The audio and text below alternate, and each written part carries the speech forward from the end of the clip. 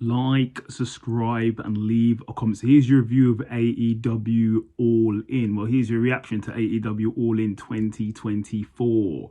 So starts off with our first match, which is Toni Storm versus Mariah May for the AEW Women's Championship.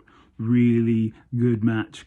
Going into this match, I thought that Toni Storm might win because I've never seen her pinned for like a couple of years now since she won the title.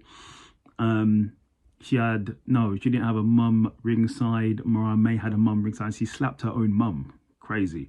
But really good match. But in the end, and new AEW Women's Champion Mariah May, that was the right call. I think it was definitely time for a new champion.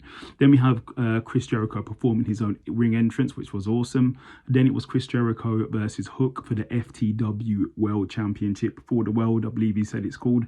Really good match. Go and watch it. Obviously, the Learning Tree was there interfering, but in the end, and new FTW World Champion. That seemed to be the theme tonight, and new, well, in some matches.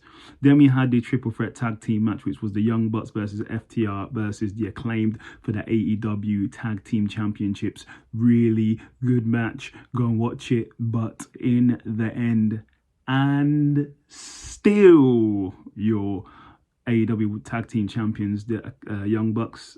Then we had the Casino Gauntlet, where 21 competitors compete. The winner gets a title shot. So then we had Orange Cassidy versus Okada. We had Nigel McGuinness, I should say, I think his name is, making an appearance.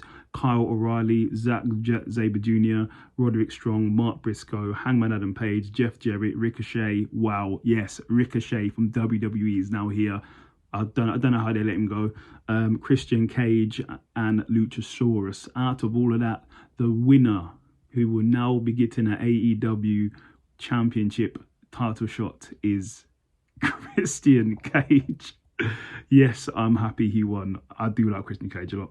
Then we had MJF versus Will Ospreay for the International Championship, or the American Championship. This was an absolute barn burner of a match.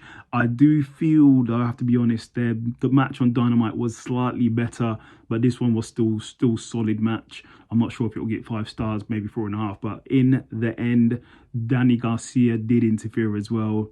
And new international champion, Will Ospreay. Then we had Mercedes Moné versus Britt Baker for the TBS Championship. Obviously, Camille was ringside. She got thrown away from ringside for interfering.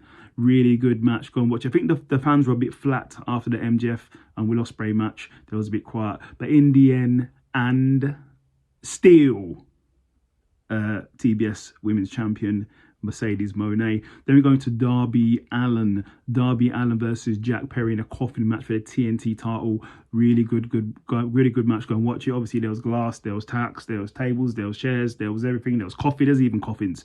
In the end, and still, Jack Perry is your champion.